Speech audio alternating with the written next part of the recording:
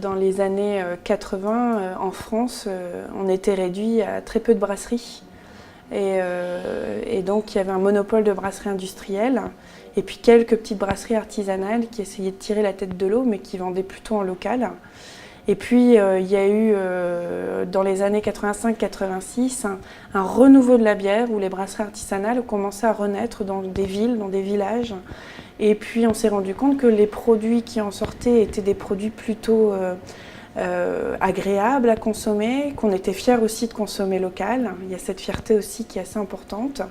Et puis de cet engouement est né de multitudes de brasseries locales et aujourd'hui on est à exactement, j'ai demandé à une personne qui référençait les brasseries la semaine dernière, donc on a 740 brasseries en France.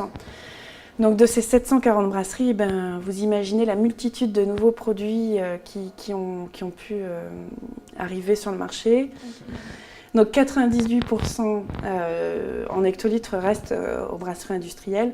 Il y a quand même ces brasseries artisanales qui commencent à ronger fortement ces parts de marché et qui apportent aux consommateurs un plaisir. Donc qui invitent aux consommateurs qui pensaient ne pas aimer la bière, de par des produits qui étaient peut-être un peu trop stériles. Après, je dénie pas du tout l'intérêt d'une Pils.